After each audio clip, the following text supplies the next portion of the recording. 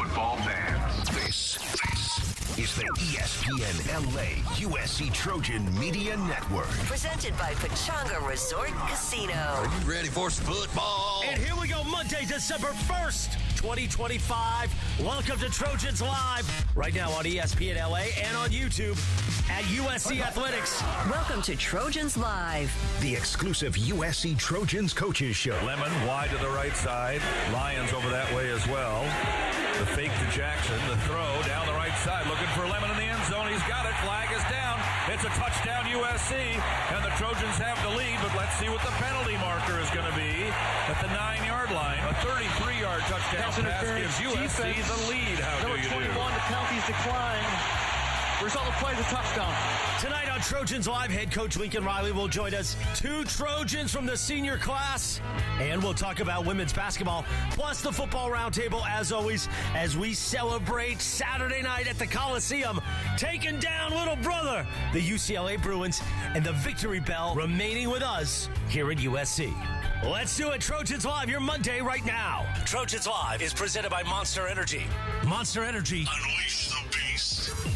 How do you do? The exclusive USC Trojans coaches show. Behind the scenes insights and breaking news from the student athletes who play for the Cardinal and Gold.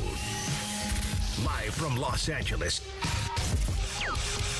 Now inside Heritage Hall with Cody Kessler and the All-American Shaun Cody. Here's your host, Jordan Moore. Hello and welcome to Trojans Live, presented by Monster Energy on ESPN LA 710 across the USC Trojans Media Network. Our final Trojans Live of the fall. Don't shed a tear, though. We'll be back in the spring. Jordan Moore, Shaun Cody, Cody Kessler, the head coach.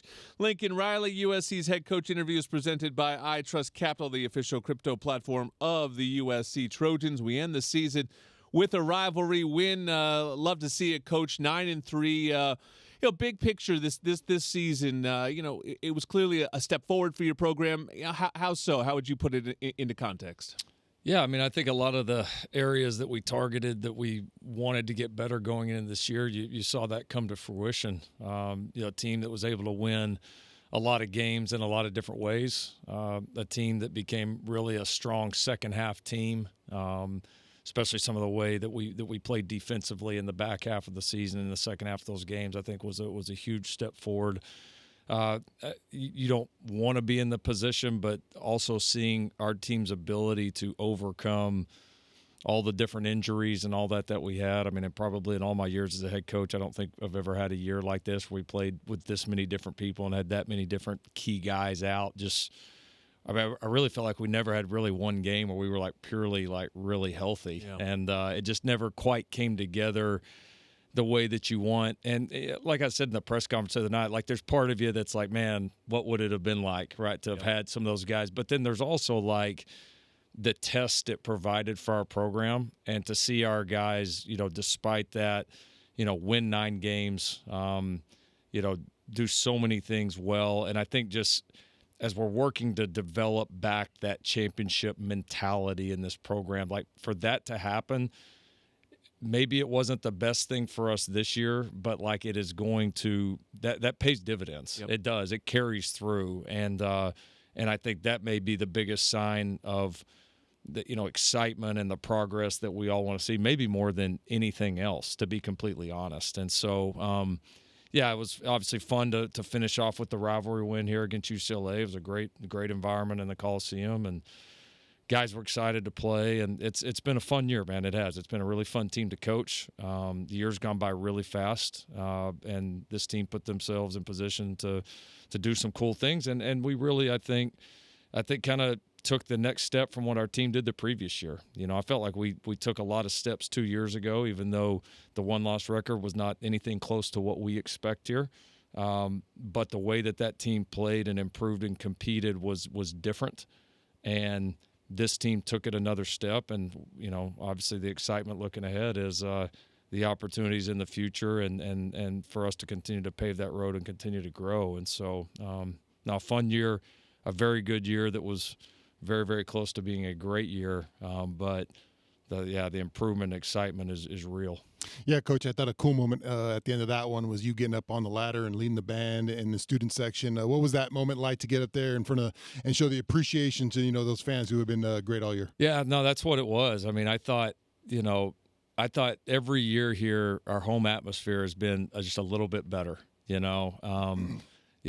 said at the press conference, like, LA's a place, like, you got to prove it. Yeah. Like, it is. And I love that about it. Like, I like the fact that people aren't going to show up just because. Like, I do. And I love the fact that you got to go prove it. And when you do, there's no place better. And I think, the way that our team played at home this year, winning all of our home games, we won some big-time matchups here.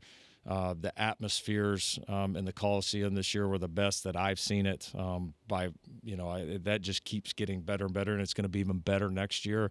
Our students this year were incredible. I mean, every game they brought it. There was just real energy there, and so I just wanted a chance to get over and show our appreciation, for them and the job that they did in making the Coliseum a great place to play again and making it a real true home field advantage again. And that happened this year. So, just a lot of appreciation for all those that supported us. And I can't wait for the next one in the Also, a little sketchy going up that ladder with a heavy sword. I think we've all done it. Probably we got up there maybe at one moment. It's a little shaky. Sword's a little heavy. It's a little more sketchy for you big guys, though. I was about to say, that wasn't in cleats either. You know what I mean? It's a little different when you're not. I was looking at the rating on the ladder, like, what's this rating? How many pounds? How's my insurance? But no, it was fun. There was still so much energy in the crowd, and obviously the band and just everything about SC, man. You could just feel it in there Saturday night. There were more than 10,000 students at that game. Oh, wow. Yeah, that's awesome. Coach, I want to talk about your quarterback. I thought he played great in this game,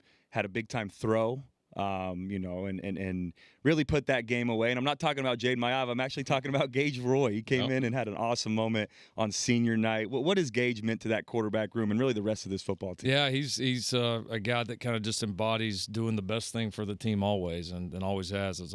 Been a positive member of the team, kind of no job too big, no job too small. So it was cool for him to get in there and kind of have his moment. And he rose to the occasion, made a great play. And there's a lot of those guys the other night, Yeah. Josiah Zamora had some really big plays, had a punt return, had a really great block on the first third down conversion to Nook Hines. Ryan Quintanar got in there and made some really nice plays. Like we had a lot of guys step up, and it was especially some of those guys, with their last game there in the Coliseum, you could see the energy it brought to our sideline. Was that a play you guys been sitting on for a while, or was that a senior night specific for Gage that he was ready to go? Yeah, it was a little bit of a senior night specific, and Coach Doherty had it dialed up, and guys went in there and exexecuted. It was awesome. He's got to slow down though on the chest bumps, man. He almost took out the entire team. He was pretty amped. He put all that energy into that one play, and what a cool moment. Yeah, that's awesome. Let me ask about Jaden then.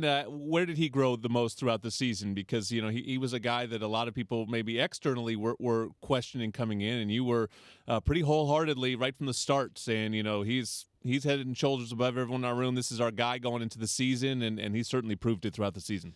He did. He grew a lot. Learned to play in different scenarios, he played with a lot of different lineups throughout the year, especially up front, and then obviously the big backfield change after the Michigan game.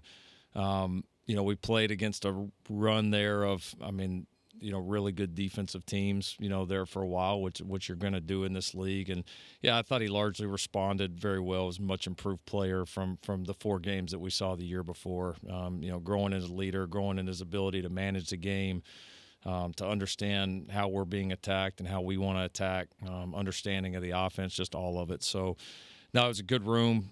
It was. He did a lot of great things. I thought, Hassan did a really nice job as the backup all year. It's when you're in that 4-game red shirt world, you're kind of trying to, decide as you go through if, do you use that or not. And we certainly would have liked to have played him more, and without the red shirt deal, we would have. But he did a nice job. Sam Hewer did a nice job.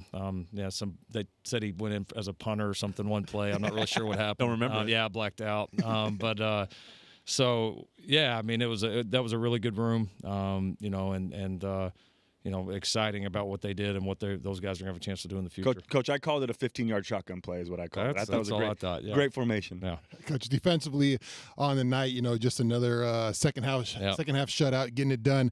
On the back end, maybe not a lot of new faces, but a lot of guys getting more time than maybe they had during the year. Anybody specifically that stood out to you or you want to shout out there in the back end? Yeah, I thought Alex Graham came in and played a really good game. We played a little bit more nickel in this game, which with some of the guys that we've had out, we haven't played as much in that, at certain parts of the year. And so Alex came in, I thought, played with a lot of confidence, made some big-time plays.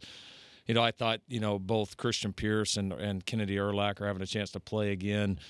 They're together. They were even better. The communication was sharp. And then I think the evolution of the corner position, especially, DeCarlos and Marcellus just kind of improving as the year went on was pretty key to some of those games in the second half of the season, where we were able to call things a little bit more aggressively and mixed coverages. So, DJ Harvey got in, made a really nice play for us down there in the red zone. It was it's a good group. Be some.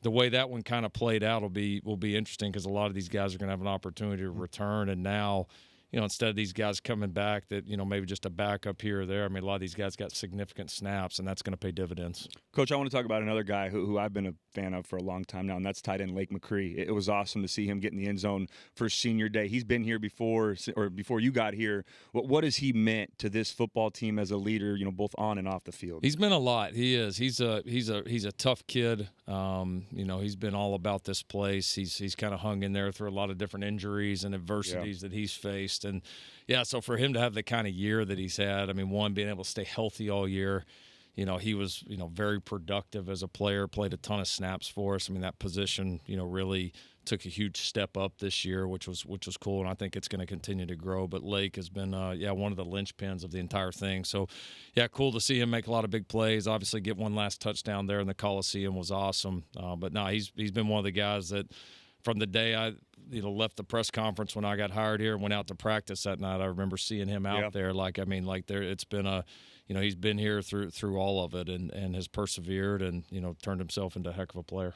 Trojans still have a bowl game coming up. We'll find out where and when this weekend. But we still have one more segment with Coach, ready to take it to the next level. Unleash the beast this college tailgate season with Monster Energy.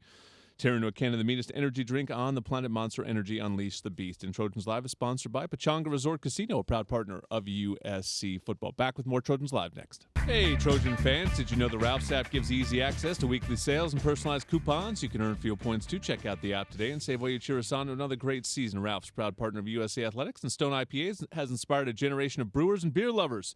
Made in Southern California, Stone Brewing's first anniversary ale continues to be today's iconic West Coast style IPA. Crisp, light-bodied, and packed with hoppy flavor. Located at find.stonebrewing.com. Jordan Moore, Shaun Cody, Cody Kessler, and the head coach Lincoln Riley. Appreciate you joining us here for one final segment.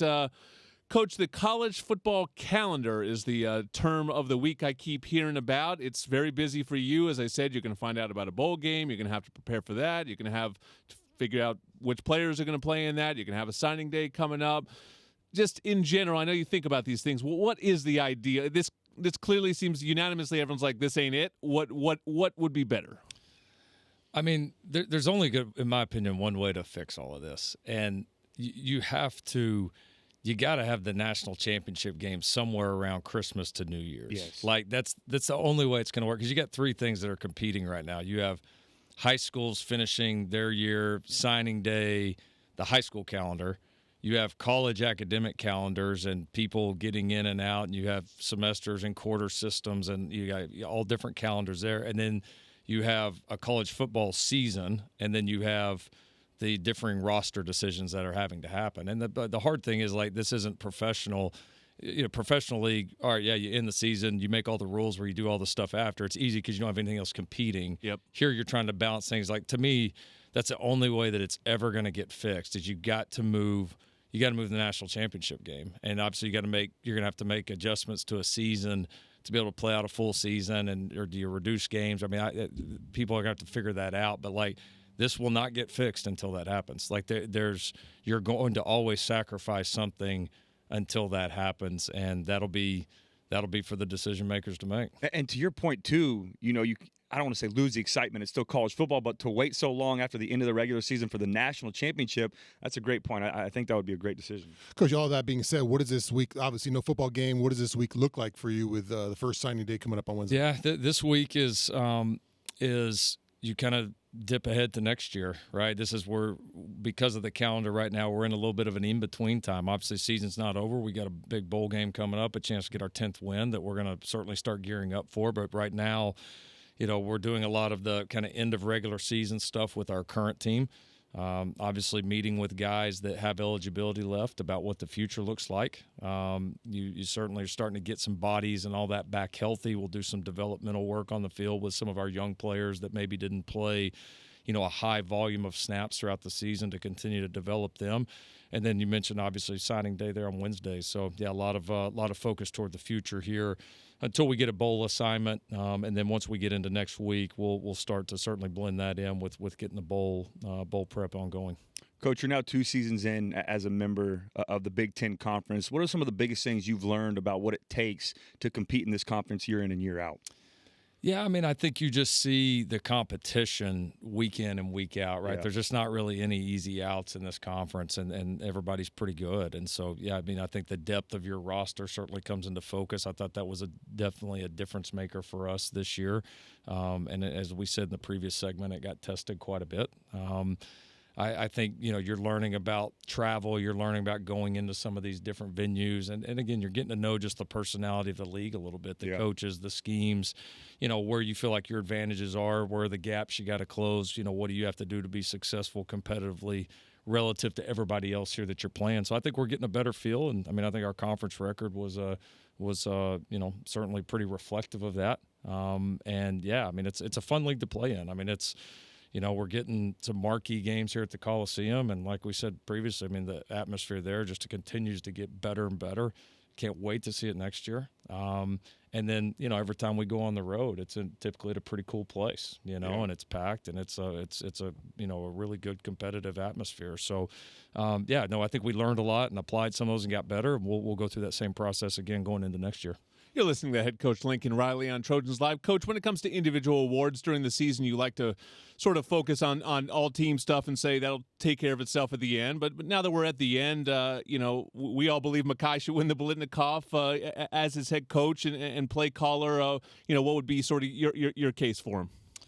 Yeah, he's had a great year. We're fortunate. I mean, we've been a part of a handful of Biletnikoffs, and they're definitely tough to win, any individual award like that. But yeah, I mean, he's made a great case. I mean, I think he's been the most productive receiver in the country this year. I mean, just pretty plain and simple. And he's done it against, great defensive teams. He's done it with, there was going to be some sort of defensive focus, on him kind of each and every week. And then, he's obviously been a factor for us on special teams. He's, run for touchdowns. He's thrown touchdowns. I mean, I don't know what else you do. So, I mean, he's been fantastic. I know there's other good candidates always for that award, but I think he's certainly deserving, and I think he would be the first one to point out, having an O-line and a quarterback and other guys around them have been so key to that success. So it's cool that individual guys can get recognized for the group doing some really good things.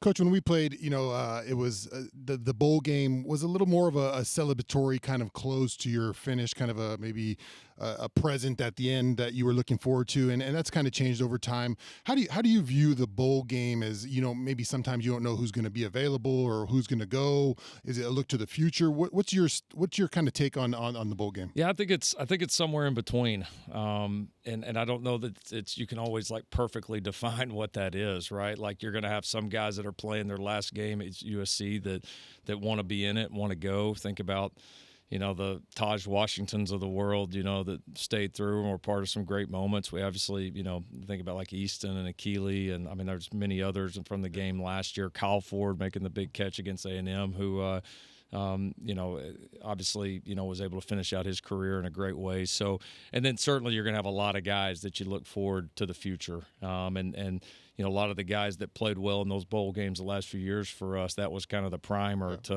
them taking on an increased role and really becoming good players here. And so, we've handled these well. We've done this pretty successfully here the last couple of years. And we're going to be ready to go attack it. We'll have a good mix of, some young guys who hopefully get a chance to really get some experience and get some opportunities there, and then we'll have a mix of some of the older players that are going to have their last game as a USC Trojan, and we'll be ready to battle. Coach, as we mentioned the other night, what was senior night, and you've been a part of a couple of these now. Do they ever get easier? I know it's tough because you spend so many hours. You spend more hours with your team than you do your family throughout the season. Does it ever get easier to say bye to these guys? No, it doesn't. It's honestly, the ceremony before the game is nice, and it's obviously important for them to be recognized in front of our home crowd. But I would say the more probably emotional times for me, kind of the Friday night meetings before the game, as you guys know from being the in last those. practice. I remember the last practice, or just seeing some of those guys in the locker room at the end. Those are always, those aren't obviously necessarily always in the public eye, but those are the ones that really get to you. And especially, all the guys. It's, they all just, put a lot into this, and they've all been very key to paving the road here. So, but these are moments, as we can all attest to, like, you don't get them back. Yeah. Like, it's like when they're gone, and you never get to do it again. So, you gotta make the most of it. Gotta start talking media like us. Yeah. No, that's well said. Well, Coach, year 4 with us. We appreciate you every Monday sitting here and listening to our nonsense and taking the time. And we know we'll catch up back in the spring again with more of the show. It's not going anywhere, but always appreciate your thoughtful answers and sitting here with us. And you've got a couple guys here that you wanted to make sure we got on before the season was out, and that's Josiah Zamora and Asante Das. Those guys are next on Trojans Live. Our Best in the Game is brought to you by Old Dominion Freight Line, official freight carrier of USC Athletics, helping the world keep promises. Our Best in the Game, 2 leaders on this USC football team, Asante Das and Josiah Zamora, join us now. Jordan Moore, Cody Kessler. Guys, Coach was just talking about it, but you went through it senior day. That last run out of the Coliseum tunnel, how emotional did you get? What was it like? Different guys have had different reactions over the years. Man, it was special, man. Obviously, I haven't been here all my years. Yep. I came in 2 years ago. But, man, there was something special about this team. Like, out of all my years of college football, 19 years, like, this was the most special team. Like, it was super fun to be a part of. Like, we were really close. Like, all the adversities that we overcame together, the memories, the moments, the games, like the practices, the times in the hotel, man, everything was special. And I think running out there to our home fans, like, to one of the best crowds I've seen all year, like, it was special for me. Like, I don't know if I'll ever forget it. Yeah, for me, I've been here for 5 years, so half a decade. We always make jokes about being the old men in the locker room. But, it was somber for sure. It was, as a freshman, you kind of take it for granted. Yeah. It's like, oh, man, this is so cool. This environment's so great. Sophomore, junior, senior year, you're focused on winning, and then you get to that last one before you can blink, and it's like, man, like, this is really my last time running out of the Coliseum. Like, this is going to be – I'm going to remember this one forever, but it definitely was somber. Got a little emotional, ran down to the end zone, did my prayer, looked up last time looking at the arches, and then got ready to play a football game. So. And Josiah, you went to Mater Dei, correct? So you've been local for a while. You've been a Southern California kid. What has it meant to you to be able to put on the Cardinal and Gold and represent the Trojans? Oh, it's meant everything. I grew up coming to games before the Coliseum was renovated. I remember sitting in the top seats under where the new Jumbotron is, and it was wooden seats, and you get splinters and stuff up there. So I remember coming to those games and just watching, and just thinking like, man, like this is a dream, and then you run out of the Coliseum as a player, and you're like, wow, like I'm really doing it. I'm really living it. Being from Southern California, like it's been a dream to put on the Cardinal and Gold. So and then Asante, you transferred from Georgetown, correct? Yes. What went into that decision to want to come over to USC and finish your career here as a Trojan? Man, so honestly, I suffered a lot of injuries at Georgetown. Yeah. I broke a leg. I tore a hamstring. And honestly, I hit the portal with just seeing what was out there. I wanted to keep playing. Didn't know what was really in the future for me. And at the end of the day, like, I got this opportunity, and for me, like, Southern Cal, like, I'm from Georgia, so ball means everything to us. And my pops was always a big Ronnie Lott fan. Like, he loved Ronnie Lott. He loved all of them. Like, and so SC, like, when they popped up, I knew I couldn't say no. Like, I knew I had to take the opportunity. I knew I had to come out here. Like, I wanted to be part of the best university in the country when it comes to football. Like, I wanted to be a part of the Cardinal and Gold. Like, putting it on meant everything to me, and I knew this is where I wanted to be. That's awesome. You know, this is such a unique team because typically when we ask coach and some of the players about who are the leaders on the team, you always get the star quarterback or the star playmaker or the star linebacker, and not that those guys weren't leaders, but we kept getting sort of different answers this season. And I remember a couple weeks ago, the team came out, didn't play a great first half, but played a great second half, and I think it was Jakeem Stewart said to us, he's like, who was talking in the locker room, and your name comes up. Josiah, your name has come up. Well, I've seen you out there with the captains. How have you guys managed to lead from a position of, not necessarily, leading the team in terms of catches or touchdowns or anything like that? So for me, credit to my parents. Just how I was raised, every team I've been a part of, I've really found myself in a leader role. God willing, it's kind of how I was raised. Like, my parents really raised me to lift people up, be there for the team, whatever I needed to do. And I think it was team over me. Like, I felt like anything I could do for the team, I wanted to win. Like, it wasn't obviously on the field on Saturdays, and that's okay. Like, I knew however I had to get it done to help this team win, I was going to do it. And I got placed in a role where I could speak, and credit to the team. Like, they didn't look down on me because I was a walk-on.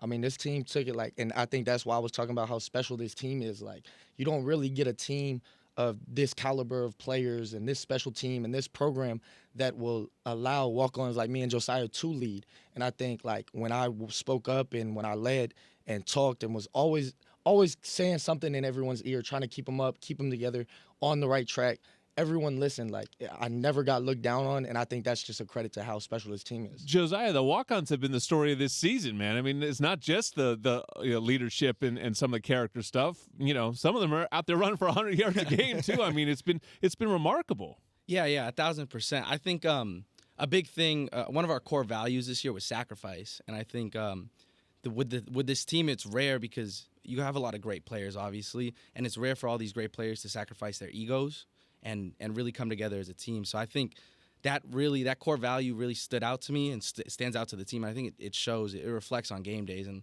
in the locker room as well, where anyone could say something to anyone and it's not taken a certain way and it's taken with respect. So.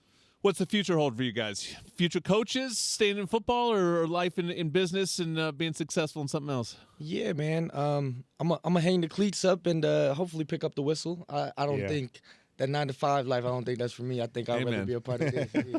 All ball all the time, man. Yeah, I get it. For me, I'm hanging the cleats up as well. I'm graduating with my second master's degree here in May. So Congratulations. Congratulations. I appreciate that. So going to get into the workforce, going to start hopping into that. So. Congratulations to both of you. What a cool story. It has been a season of cool stories, and it's great to have you guys on the final Trojans Live of the fall to wrap it up with us. An awesome season for this program. Thank you. Fight on Trojans and Fly On with ONT. Ontario International Airport is a proud sponsor of our USC Trojans. Visit SoCalSoEasy.com to start planning your next vacation today. And don't wait until game time to plan for retirement. Open your free iTrust Capital account today and get your crypto IRA. iTrust Capital is the official cryptocurrency platform of the USC Trojans. Well, a name you have certainly heard and you started to see her get out there and play as well. Jazzy Davidson, the USC women's basketball freshman star, is next on Trojans Live. Want the inside scoop on this game and all things Trojans? Be sure to sign up for the Three Torches presented by Smart & Final. It's a free newsletter. It'll hit your email inbox 3 times a week with game info, player insights, and more. Go to usctrojans.com/3torches and sign up. Monster Energy, the official energy drink partner of USC, tearing into a can of the meanest energy drink on the planet. Monster Energy Unleashed, the Beast, Jordan Moore, Shaun Cody, Cody Kessler, and Jazzy Davidson makes her Trojans Live debut. Jazzy, great to have you. Obviously, we've been following you for a while and a lot of anticipation. Now that you're here, now that the season's gotten going, how has it been adapting to the college game? It's been great. I mean, I've learned a lot already, and we're only like 5 or 6 games in, so it's been really fun. My teammates and coaches have just been great, helping me through everything, so yeah. How about expectations? As a big-time player, you come into a university, a big-time, college program. What have the expectations? Have they been met so far as the season just gets started? Yeah, I mean, really just the expectations for us, I think, is just winning. And so just whatever I can do to help our team do that is what I've been trying to do. So I want to take a step back a little bit. You're from Oregon, correct? What went into that decision to wanting to come over here to USC and put on the Cardinal and Gold? Really it was my relationship with the coaching staff. Yeah. And then also just I wasn't really big on location early on in my recruitment, but like the further I got, the more I realized how much I wanted my family to be able to come and visit me pretty consistently and everything. So the location helped a lot too. Were you a USC Trojan fan growing up? You can be honest too, or was that something that happened late in the process? Yeah, honestly, not really. The more I got to know like the coaching staff, like I said, and just more about the school in general, that kind of turned me into. That's cool. That's a testament to Selena and then the coaches here. That's awesome. Yeah. Well, in truth, the program's changed. I mean, the program of your childhood at USC was not what it is now, and that's a testament to Coach Gottlieb and then the players and namely Juju Watkins who came in a couple years ago and just really put us on the map in a different way. And now it's become this incredible destination, and this program just keeps getting better and better. There was a cool clip of, she's obviously not playing, but there was a cool clip of you guys, talking at a game, I think it was the game at Crypto the other night. What's that been like, having her around, somebody to learn from, somebody who came in, like you did as this, a big 5-star freshman, but obviously she, more in, I guess, a coach advisor role this season. Mm-hmm. No, yeah, she's been amazing. I mean, just as a friend, and then also just I've learned so much from her. She's gone through everything I'm going to experience, and I just feel like she's just had great advice for me so far that's already helped me so much, so yeah. How about your hooper journey? Were you always a basketball player? Did you play other sports growing up? How did you get in the basketball family? What was your journey like? Growing up, my mom signed me up for pretty much any sport that she could. So, I always played basketball, but I also played soccer. I did gymnastics, a bunch of other things. So okay. And we talked a little bit about expectations, but I want to talk about the pressure as well. Obviously, playing here at USC, being a high recruit, being a leader on this team. How do you block out all that pressure and just stay focused, on each game as you go through the season? Yeah, it can be a lot, but it's really a blessing. I feel like the pressure is a privilege, and my coaches and my teammates do a great job just supporting me through everything and just being there. So yeah, well said. You got to play for your country coming into this season. You'll probably get more opportunities to wear the red, white, and blue. I saw, I think that was one of your goals is to win that gold ultimately. What was that experience like, and what does it mean to suit up for Team USA? Yeah, it's been amazing. I mean, playing for your country, there's really no other feeling like it. So it was really cool, and then I met some of my closest friends through it. So it was a great experience. A double-double the other night. Where you must have been a double-double machine in high school, if not triple-doubles racking up. We're getting triple-doubles probably. Tell us what goes into that in a double-double effort? Are you just going to keep racking those up, or are you shooting for the triple-double? Kind of just whatever I need to do to help the team win in that specific game. So if that means rebounding, assist, then that's what I'll do. If that means scoring, that's what I'll do. So, yeah.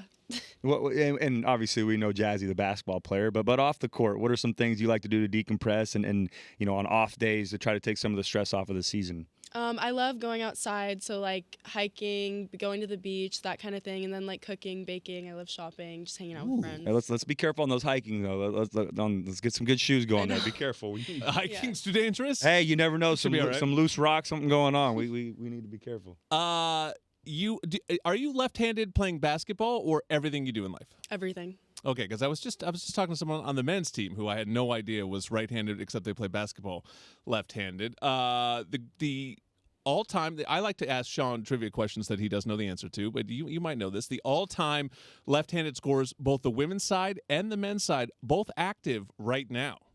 The all-time women's scorer is obvious, best player in the game. Oh, Asia? Asia's the all-time left-handed scorer in WNBA history. Okay. All-time men's. Plays in this city.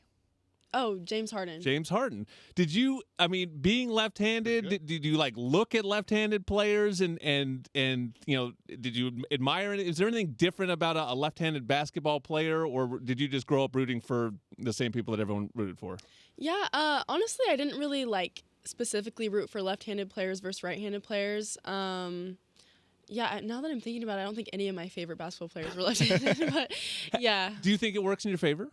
I do. I think defenses, I mean, most people are right-handed, so they usually they're expecting you to be right-handed, and it kind of catches them off guard when you go left. So, yeah. You handled that trivia well because Jordan always asks us, and Shaun and I never know. Really? So credit to you for coming in here and getting both those right. She was ready. She's a hooper. She was ready. She was. She's a hooper. All right, next up for you, Jazzy, the schedule's been unbelievable for you guys, and it continues this week. You'll take on St. Mary's tomorrow, and then the Big Ten opener is on Sunday against Washington. That'll be at Galen. Both the men's and women's teams are hosting Washington on Saturday and Sunday. So football season is over, at least at the Coliseum. Time to pack out Galen, support this squad. Jazzy Davidson leading the way for USC women's basketball. Both teams in the top 25 right now. Thanks so much for joining us. Our football roundtable is next on Trojans Live. Trojans Live is sponsored by Pechanga Resort Casino, a proud partner of USC football. Jordan Moore, Shaun Cody, Cody Kessler, Keely Eure joins us now.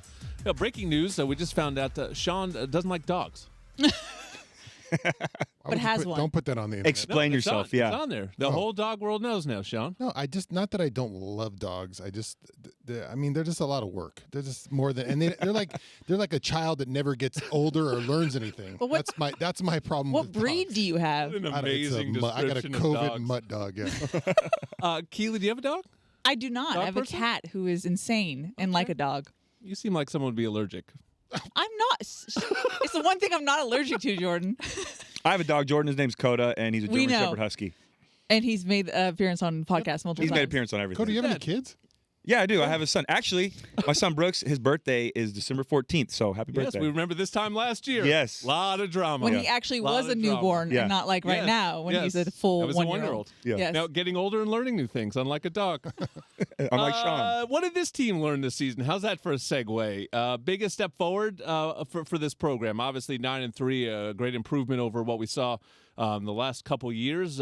Where did you see it, on the field? I feel like the word we heard a lot from players and coaches was resilience, and I feel like that showed up in different ways. One being, and you talked about it with Coach Riley, how many injuries that this team had and how many variations of starting offensive line or just offensive linemen that we saw throughout games.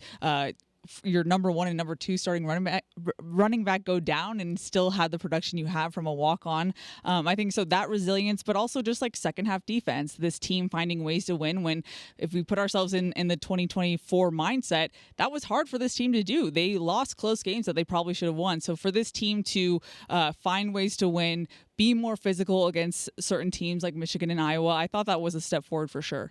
Yeah, learning to win was, I think, the major takeaway for me this season is just you think about last year and just the tight games they were in and the plays they didn't come up with, and as opposed to this year in some of those tight games, finding the ways to win, believing in those and expecting in those situations to come up with the wins. And I think that's the biggest, I think, stride they took this year. Yeah, you guys talked about the mental side of things. I'm going to talk about the physical and then a position group specific. I think the offensive line took a huge step forward. I agree. It was so impressive to see, like Keely mentioned, all the injuries up there. And I don't think people understand how tough it is to go from left guard to right guard, from left tackle to right side, just in the middle of the game. And then Kaylon Miller comes in and plays both sides. And then you go from Killian to John Ray, back to Killian, back to John Ray, and still have the success you had and still win 9 games. That's a huge testament to that offensive line room. It's also a huge testament to Coach Riley for making Coach Hansen that offensive line coach. He did a great job. So if we can continue to build on both sides of the ball in the trenches, though, I think that's where it starts. But it was great to see that offensive line take a huge step forward this year. Yeah, what is the next step?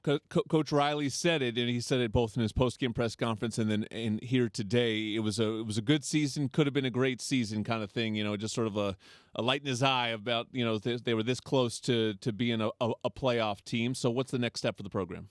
Playoffs. Yeah. But how do we get there? Oh, how do we get there? Yeah. It's going to be, I think you got to be able to travel in those tough road environments. That's what I think that's going to take. I have to think about the schedule for next season. I'm trying to remember what games are going to be. Yeah, they don't have them laid out Penn in State, terms of Indiana. calendar Indiana form yet, on the but road, what, yeah. 2 Indiana, 2 Penn State, 2 Wisconsin. Yeah. Those tough road 2 games, I UCLA. think, is the next step. We saw Notre Dame and Oregon, probably, the 2 worst performances of the year. Got to find a way to perform better in those big spotlight national games on the road, I think. Yeah, I agree. 7-0 at home, 2-3 on the road. That's just, you got to be able to go into those tough environments. And they were 3 tough road losses. Don't get me wrong. I mean, we're playing good football teams, but yeah, it's just you got to be able to travel well, and that's something that Coach Riley mentioned of learning how to compete in this conference is those West Coast to Midwest games, those West Coast, even some of those East Coast games, the time change, the schedule, being able to start fast and play fast, play complementary football. There's just so many things that go into it. And then the other thing I will say, position specific, is I think the front seven, really the defensive line, the linebackers, we got to be a little bit better in the run game. I think just to take a different angle, just look no further than the guests that you guys had, the 2 senior walk-ons. How do you continue that culture? Coach Riley said after the game, this is not our most talented team we'll have, but it might be, looking back, the most important team we've ever had, because just laying the foundation for a winning culture, what it takes to do the hard things, do the small things, be consistent, and to win. And so maybe it's not the best season, obviously, we've seen from USC football, but it's the start of where they wanted to go. And I don't think I've seen, and you guys talked about Coach Riley on the ladder, I don't think I've seen him so optimistic after a game after the end of a regular season. It seems like from all accounts, they're very happy and excited about the future. And I mean, as he should be. If you're a Trojan fan and you've watched this team closely, you can absolutely see the trajectory that they are on right now. I mean, they started the season unranked, had a tough schedule, had all these injuries, and still win 9 games in the Big Ten. That's huge. That's something that you should be proud of. And they're about to get an enormous influx of talent here over the next couple weeks, which combined with the culture, that exists already for 4 years, instead of trying to do the 2 things at once, seem to be in a much better spot going forward for sure to continue growing. As you said, the future is hopefully the college football playoff. And this sport, I asked Coach Riley about the calendar. I thought his answer was really interesting. And the other debate that's going on right now is like, how do you determine who makes this thing? And really the debate just comes down to 2 things, which is win-loss counting versus these unbalanced schedules, which are pretty wild. I mean, some of them are not even the team's fault. Like, I was looking at Texas A&M's. Like, they play in the SEC, great league. They just so happen to play the entire bottom half of the league. We saw that from Indiana last year. Now, A&M went out and beat Notre Dame. But some of this is not even just like, oh, you need to schedule harder in the non-con. Texas scheduled hard in the non-con, and obviously they're bemoaning that at this point. So, what do you guys think? How do you think they should determine the best 12? If they put you guys on the committee, how would you look at it? I think the most important. Well, I'll say this is to your point to start off is there's human error, right? It's not a system. There's not a set mathematical equation to figure it out. It's just, it's just trying to figure out what's going to happen. I think wins matter. I think that does matter. I think wins matter more than bad losses, who you beat, because you're going to play some tough teams in the college football playoff. Can you beat tough teams? I think that's more important. But then at the end of the day, the argument with Texas, does a 3-loss SEC team that played Ohio State for a non-conference game get in? I can see both sides of the argument. I don't think there's ever going to be a perfect system. It's just going to come down to what the committee thinks at that time. Yeah, it's hard to. I mean, they've been arguing it since I've been playing about what system works the best. Long before. Found it. I think the more teams you can include, the better, maybe. But also, wins got to matter to me. I mean, wins are important. There was, when Miami and the Notre Dame thing, Miami had beat Notre Dame, but they were ahead of, so it was like the wins got to matter to me. You win if you win games against opponents and they're getting ahead of you. Like, what are we doing here if we're not counting these wins? I feel like the committee needs to be composed of different segments of college football, in the sense of, like, you get someone from Reddit, you get someone from Twitter, you're getting like everyone, because they're going to bring some fan votes going. They're going to bring out incredible. They'll have the stats that you're like, wait a minute. He has a point. You know what I mean? You need segments of everyone. I love it. Reddit CFB. Being creative next here. To athletic directors in that room. Shout out, no context, Reddit CFB. I love it. All right, we got one more segment to come with Trojans Live next. One final segment of Trojans Live here to wrap up the fall season. Jordan Moore, Shaun Cody, Cody Kessler, Keely Eure. Should shout out John Jackson, who sat in on the show at times this year, but mostly want to shout out Casey and Steve and Gia and Rick, Ben Conroy.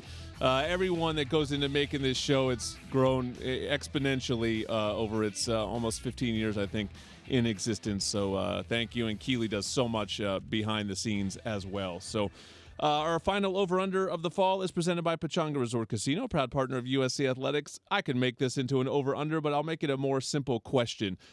Does a Big Ten team win the national championship for the 3rd consecutive year? Yes. Yes. I think Ohio State wins the national championship. I'll say it right now.